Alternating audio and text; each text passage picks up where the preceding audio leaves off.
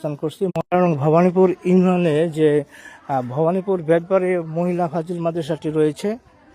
আমি আজকে এখানে আসছি এবং আপনাদেরকে দেখানোর চেষ্টা করব যে এই ভবানীপুর বেদবাড়ি ফাজিল মাদ্রাসার যে শিক্ষার পরিস্থিতি। এখন সময় হচ্ছে 10:46 অর্থাৎ 11:15 বাজে। এখানকার ক্লাস শুরু হয়েছে আপনার সকাল 10:30টায়। এখানে যারা উপস্থিত আছেন আমি একটু দেখানোর চেষ্টা করব ক্লাসে যে পরিস্থিতিগুলো। যে এটা হচ্ছে নবম শ্রেণী, নবম শ্রেণী। এই দেখছেন নবম শ্রেণী। এখানে এই যে শিক্ষক অনুপস্থিত, ঠিক 15 মিনিট আগে কিন্তু ক্লাস শুরু হয়েছে। এরপরে এটা কোন ক্লাস যেন? সপ্তম শ্রেণী। সপ্তম শ্রেণীতে শিক্ষার্থী হচ্ছে 4 জন। এখানেও শিক্ষক অনুপস্থিত। পর্যায়ক্রমে দেখানোর চেষ্টা করব যে শিক্ষার যে আসলে একটা বেহাল অবস্থা, যেখানে পড়ালেখার প্রতি পরিস্থিতি বেশ ভালো। এটা কোন কোন ক্লাস? এটা সপ্তম। কতজন আছে? অষ্টম। কতজন আপা? 18 জন। উপস্থিত কয়জন আছে? 8 জন। আচ্ছা, 8 জন আছে, বেশ ভালো। এর পরবর্তী শ্রেণীকক্ষগুলো আপনাদেরকে দেখানোর চেষ্টা করব। এখানে একটা শ্রেণীকক্ষ রয়েছে। এখানে 3 জন শিক্ষার্থী আছে এবং ম্যাডাম আছে, উপস্থিত আছে। কোন শ্রেণী আপা এটা? ষষ্ঠ শ্রেণী। আর ষষ্ঠ শ্রেণীতে আমরা 3 জন পেলাম। এবং সামগ্রিকভাবে এখানকার যে প্রধান শিক্ষক প্রিন্সিপাল রয়েছেন মাওলানা মাহবুল আলম তুতা, উনি কিন্তু অনুপস্থিত। এবং এখন ক্লাস কিন্তু আরম্ভ হয়ে গেছে অলরেডি। গত 15 মিনিট আগে কিন্তু ক্লাস শুরু হয়েছে। কিন্তু মোট শিক্ষার্থী কতজন উপস্থিত তা আমরা দেখতে পেলাম।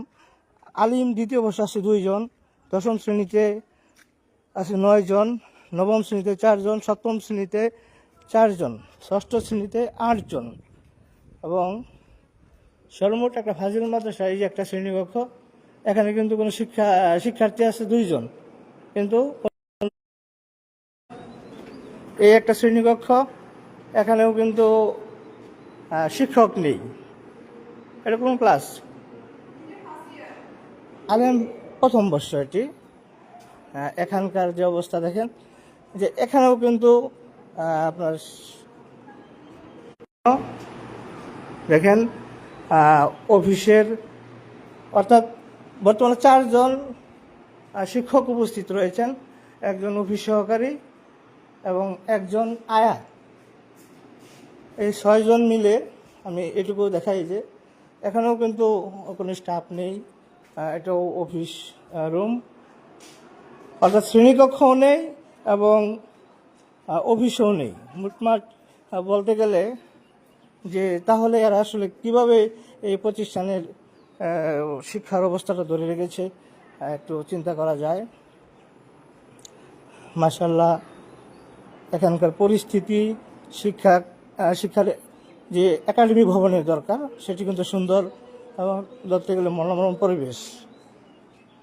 এবং এই শিক্ষকেরা কিন্তু মাস শেষে ওনারা পর্যাপ্ত বেতন কিন্তু সংগ্রহ করেন সরকারের ফান্ড থেকে।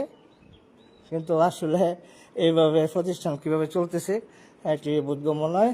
দেশবাসীর কাছে একটা থাকবে যেন এই বিষয়টি দেখেন এবং যথাযথ কর্তৃপক্ষের কাছে একটা আবেদন থাকবে যে এই বিষয়টি, শিক্ষা প্রতিষ্ঠানটির বিষয়ে একটু সুনজর দেওয়া, যাতে এখানকার শিক্ষার পরিস্থিতি, ভালো পরিবেশ ফিরে আসে। আবার এখন আসলেন আপনি কোন পোস্টে?